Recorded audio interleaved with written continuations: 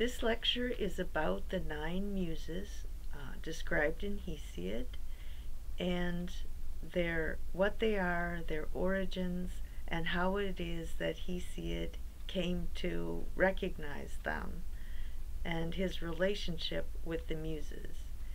I'm going to talk about how Hesiod's worldview is very consistent with the other texts of Greek paideia and culture that we have passed down to us. I'm going to connect it with the Oracle of Delphi and with Aristotle, with Aristotle's psychology, his ethics, his politics, and his view of poetry or tragedy. I think that this would be intuitively obvious to a Greek, even though I don't know of much scholarship that focuses on this. But since the primary task of showing how this literature and this tradition is important in our era was to show that it's the education of nous, it is very obvious from the beginning of Hesiod's theogony, his creation story, that he is trying to educate nous. So the 9 Muses are the muse of epic poetry, history, love poetry, music, sacred hymns, tragedy, dance, comedy, and astronomy and astrology.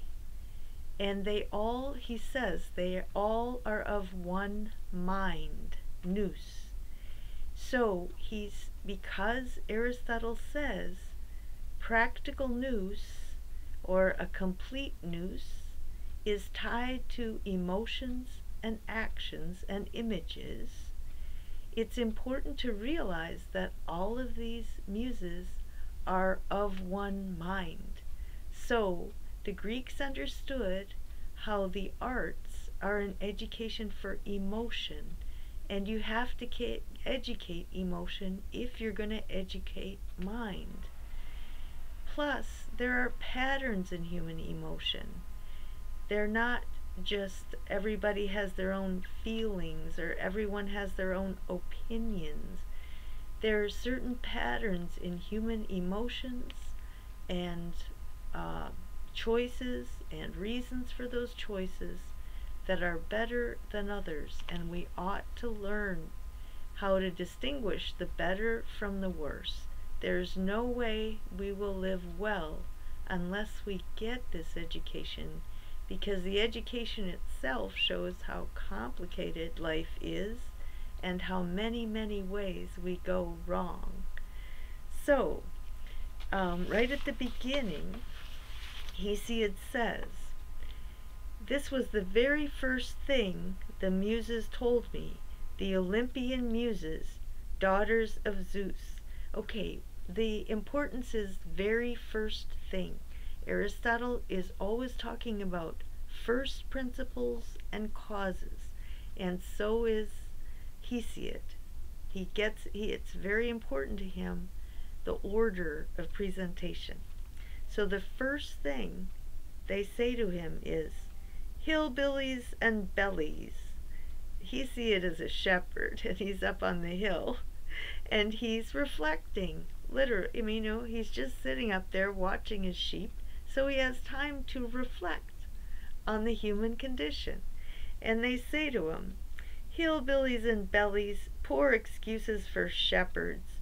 We know how to tell many believable lies, but also, when we want to, how to speak plain truth." All right, so that's a paradox. How can you tell lies and truth? Okay, it's a riddle. This is exactly what happened in Delphi. When people came to Delphi to try and get wisdom from the oracle or advice, the oracle always told them a riddle, and it was confusing on the surface.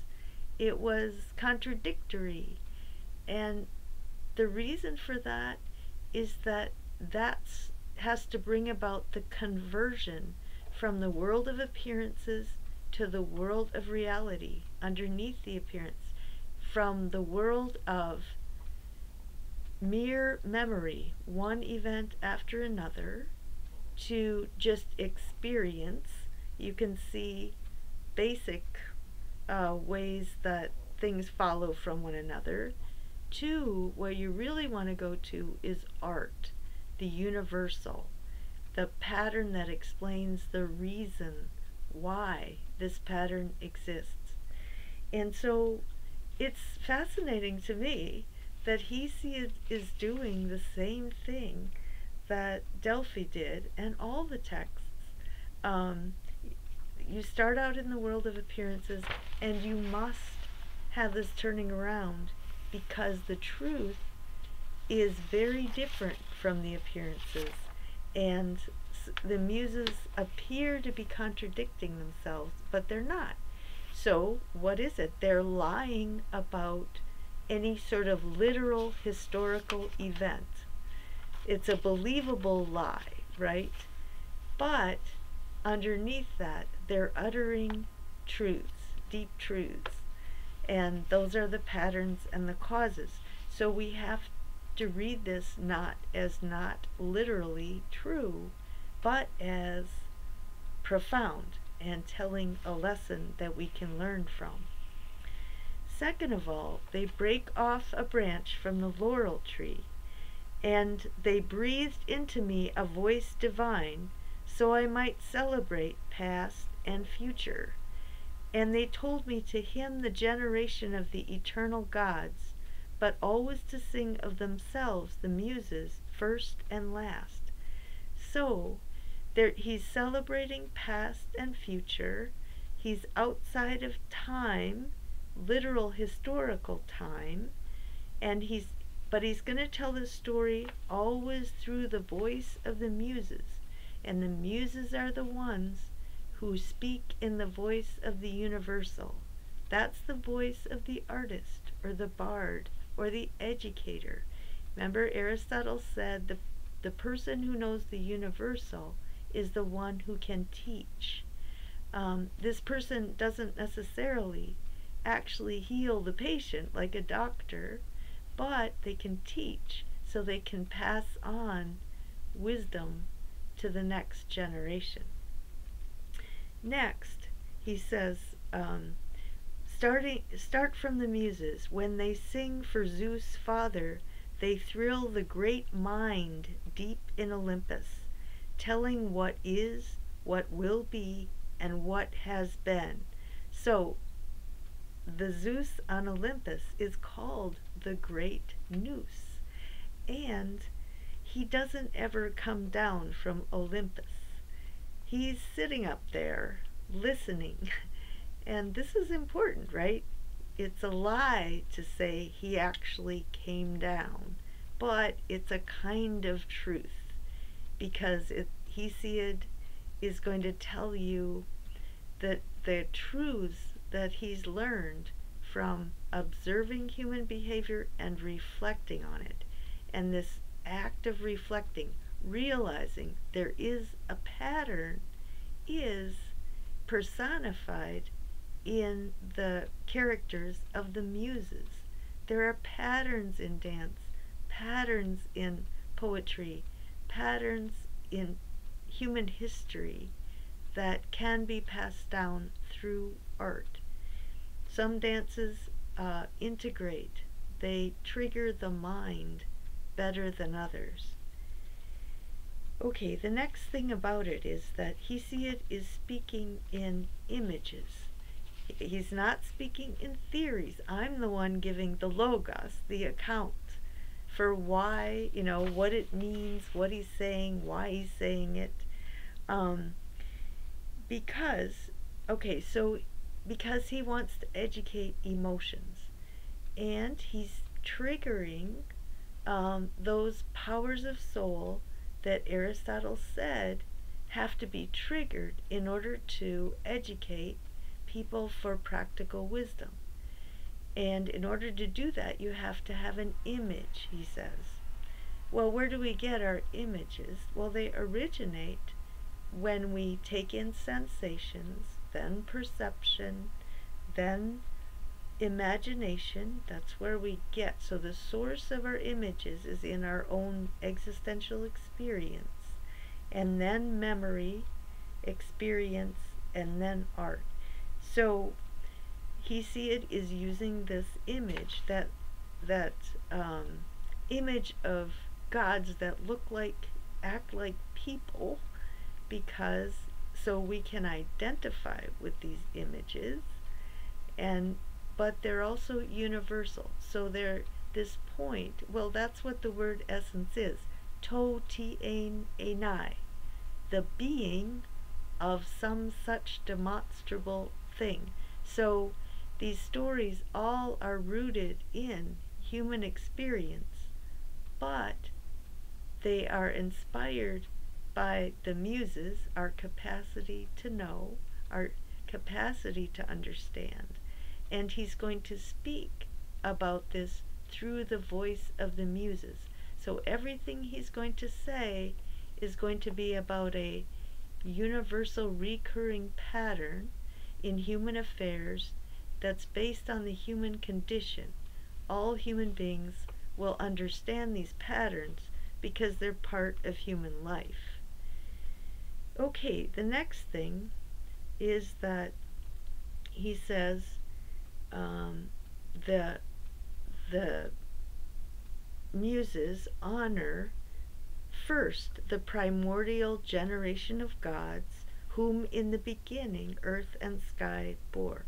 So he's starting from the beginning, first principles, just like Aristotle, and he's trying to show how the stories he's going to tell are true for human beings because they're based on the roots of the origins, the emergence of human life from its most primordial and most basic foundations. Okay, and then he says, after talking about Zeus on Olympus, he talks about Zeus, the father of gods and men, mightiest of the gods and strongest by far. And then he'll talk about the race of humans and of powerful giants. So this is the Zeus that's the personification of human behavior. There's Zeus on Mount Olympus, and Zeus when he comes down off Mount Olympus, or when he starts having sex with people. And again, I think that's, you go back to, it's partly a lie, and yet it tells a truth. Okay? And Zeus's mind in Olympus is thrilled by the song of the Olympian Muses. So again, this Zeus is back on Olympus, and he likes listening to these stories. Why? Because the Zeus on Olympus has to figure out the human condition, has to understand people, and the powers that the Zeus on Olympus represents are powers that when human beings overstep their bounds, they pay a price for it. And that's one of the ultimate powers of being. The limits within the human condition has to function, and that's represented by the Zeus on Olympus. Then the next point is that the source of the Muses was when Zeus mingled with memory, and then they were born. So the Muses are tied to our memories, which are tied to our imaginations. But again, the Muses go beyond our existential experience, where we first start the source of our early memories and make that transition to art. And it says, she bore 9 daughters, all of one mind, with song in their breasts, with hearts that never failed, near the topmost peak of snow-capped Olympus. So this is about the education of the human heart. Again, there's a lie and a truth. On the one hand, the Muses represent human capacities, and these capacities originated in the human condition, but it's our own experience that activates those capacities. But they are all of one mind. Okay, the next point, I did want to point out Aristotle's psychology. Okay, so now we can see how Hesiod's view incorporates his psychology. The other thing it incorporates is his ethics. Aristotle gave a theory of human virtues and vices, and also a political. He describes better and worse political association, the first principles of politics. But he always says that the students who benefit from that are the ones who are well habituated. On the other hand, the poetry speaks to people who can identify with the characters.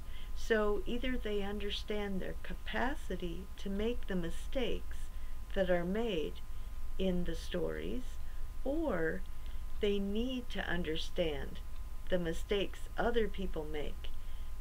So both Plato and Aristotle assume, Plato says it in the Republic, Aristotle assumes it. I mean, he says ethics and politics are very beneficial to somebody who's well habituated. So a person who is well habituated absolutely needs to know the whole range of the human condition, good and evil, different types of characters, different types of situations, different ways people go wrong, different reasons for why they make the choices they do, in order to rule well, in order to live well.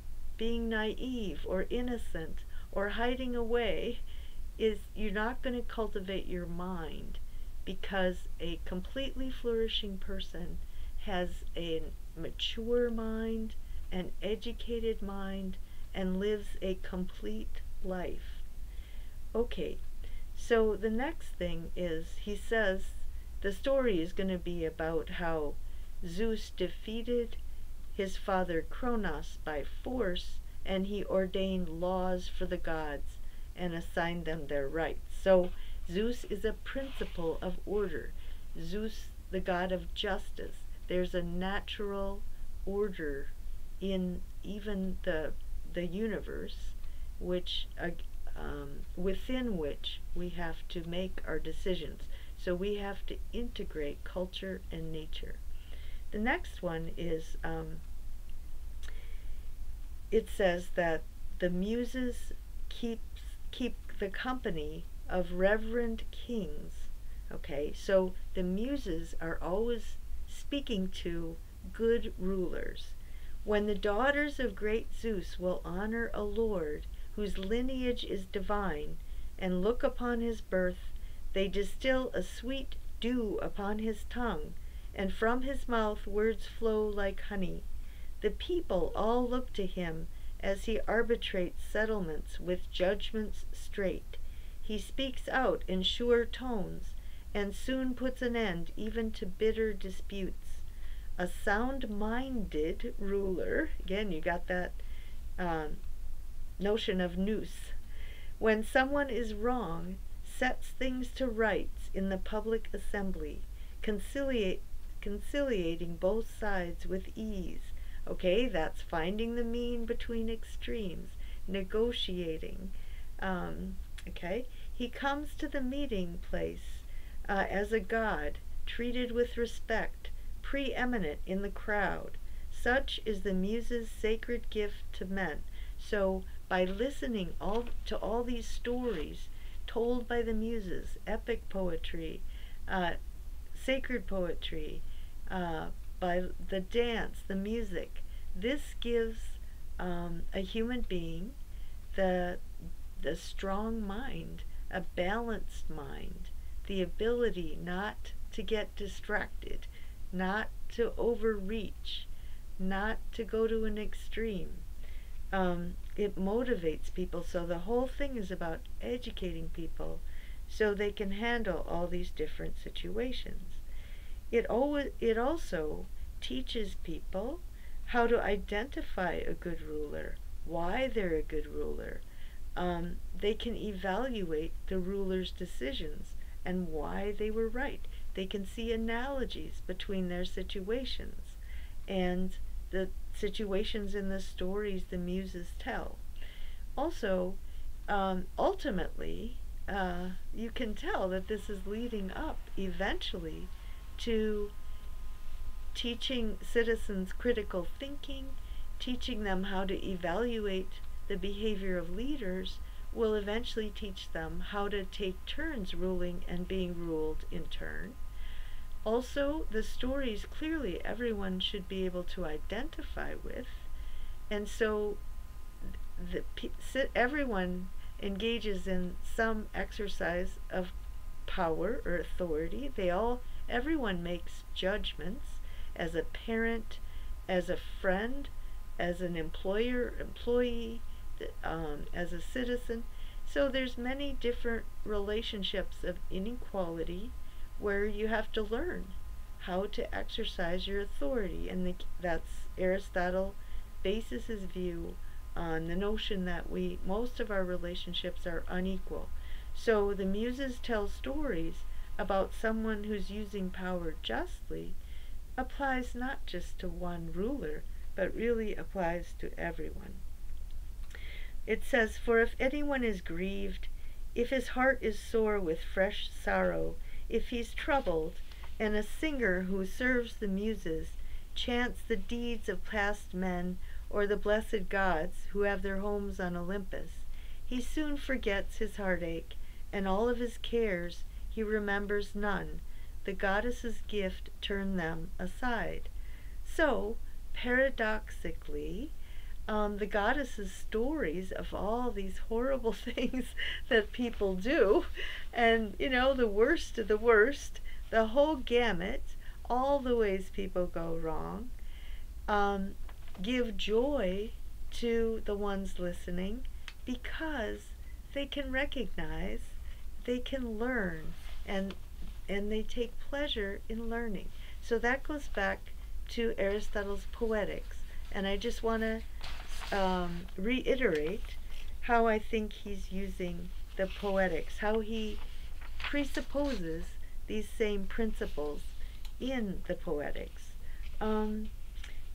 First of all, there's that it's poetry, not history, and there's a context. Okay, Hesiod was recited at religious festivals where people came together and they listened to it, and they talk to each other they have a dialogue with each other about the stories, because they're not supposed to be taken literally, and people can figure that out. And everyone knew that Hesiod said these are partly lies and partly truth.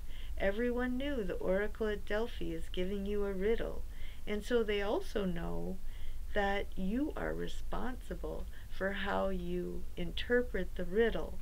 That was a big deal at Delphi.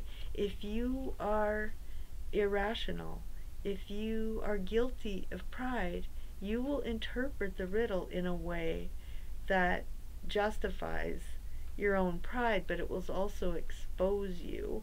So Hesiod is saying, you can interpret these stories any way you want, but it will expose you for who you are. There's two ways. There's always double meanings everywhere. But there's also the case that perhaps the average person takes these stories literally, but thinks that, oh, the gods can do that, but we can't. But when they hear those stories, it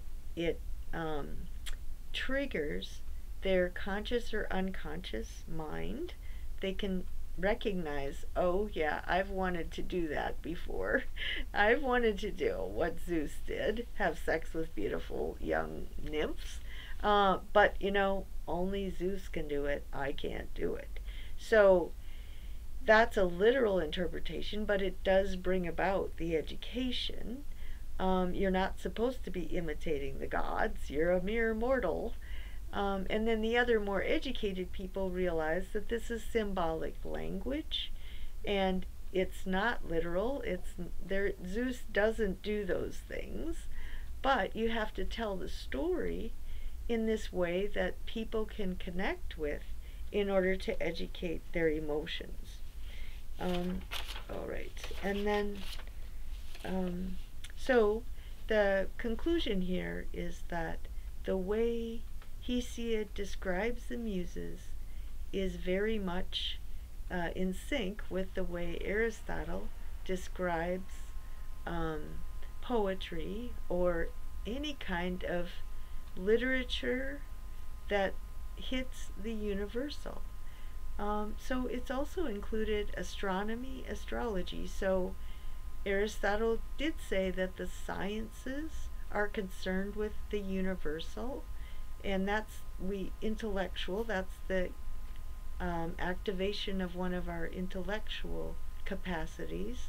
So if you mapped on all the muses to Aristotle's description of all the powers of soul, you'd see that, yeah, it's all of these ways Aristotle thought and claimed you could go to the universal, and then wisdom, and together you become wise about how to act, how to live, what sort of choices to make, and that's how you develop your practical nous. So this is an education for nous, and this image of the muses were present when the other intellectuals and artists that we read about from the Greeks, they all knew the story of Hesiod.